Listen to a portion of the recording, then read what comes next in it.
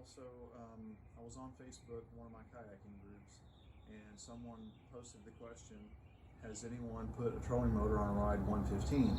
So I was quick to jump in because I literally just finished this project. Well, I say finished, it's not completely finished, but the motor's on here. I can literally take this out, and I will later today, just to make sure everything's working the way that I want it to.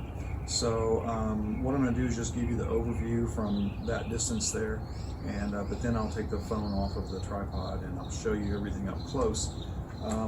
But anyway, probably what you can see is, of course, the motor is here. I made a stick steering type of arrangement, just very simple stuff. This is PVC pipe hanger with a long eye bolt.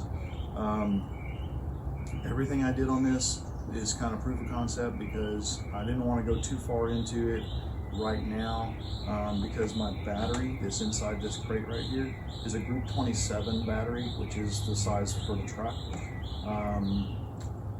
It's not going to fit in my hatch, so I just didn't feel like trying to wire everything up for a battery that I don't have.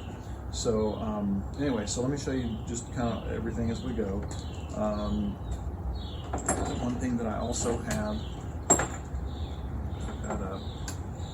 is this is a tilt mechanism that I came up with, and that's because I was originally gonna do something that would lift the motor and something that would tilt the motor, and then I realized that that's just redundant. I don't really need two things. So this is just a paracord and a pulley, and I can tilt that motor. Hope that's in screen, but if it's not, I think you still get the idea. I just hooked this over here to a ring, and it'll stay that way. So then I've got my control up here in a electrical conduit box, and it's all pretty simple. I can literally take all of this apart and take this out of the kayak. So like later today when I take this out, I'm going to a pond where I don't need to have registration. If I want to go to a lake, I have to get registration. And right now everything's shut down, so who knows how long that'll take. There is a reason I motorized this kayak. It's not really for fishing.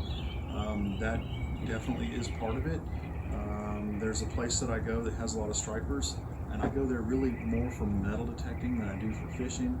I wanted the trolling motor because it'll get me to places that, or help me to get to places with this kayak that would take an awful lot of work with the paddle. You know, just another fun project for me, basically, that really kind of relates to more than one hobby. So, sorry about the sun. I've built a screen and it's just wearing me. All right, so once again, I did mention that this is a PVC, half-inch PVC pipe that I just, you know, put a cap on with an eye bolt, carabiner, and hooked to this eye bolt here that I screwed into this pipe hanger. Nothing complicated here, just, you know, all very simple, kind of quick and dirty, but it will work. So the bracket, all right, this bracket is permanently mounted to the kayak. I mean, yeah, I could take it off and cap these bolts, you know, that's fine, but I'm not going to do that. What I did to mount this, hang on a second, there we go, is inside the hull of the kayak there's half-inch aluminum tubing, probably about that long, and I put 2 bolts through it. So you can see we've got 4 bolts here. So there's a bracket, a piece of aluminum tubing in here that runs this way, and one over here that runs that way. And that's just, there's one on each side of that rudder channel there. I had to offset my bolts a little bit.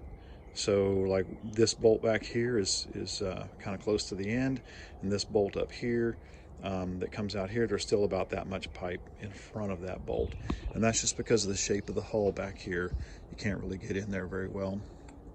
Or I should say that you can't really tighten anything up against it if it's too long. So it took me a while just to drill these holes. I really didn't want to do it. Beautiful. There goes my sunshade right on top of my wife's van. I'll be getting in trouble for that for sure. Anyway, yeah, so back to the drilling. I agonized over that more than I did over that thing maybe falling on the van. But anyway, once I did it, I used these nylock nuts, and I tightened them only to the point that things were snug. There's no reason to crank it down and get too crazy with it. I mean, we are talking about a plastic hull. You wouldn't want to crack it over thinking that this motor is, like a V8 Chevy on a outboard unit. I mean, it's just a trolling motor. So anyway, so you can see my wiring here. It's a little bit rough right now. This is all just spade connectors. I'm probably going to put a conduit box up here, get all these wires, have a little excess so there's no strain. Put all that inside there, and then this will be a pigtail that will connect to a 7-wire RV plug, something like that. The eventually concept is that will plug in right there, side of the hull, into this. But for now, I've got a plastic L bracket that's just going to hook on this crate right here, and that motor will plug in here. That's just my temporary solution because, again, I mentioned Group 27 battery. It does fit in this crate, but it's tight, and I don't like that. It's mainly the weight being in the back of the kayak that I don't like, so that's why eventually I will move it. So you see my power wires are coming in right here to the crate.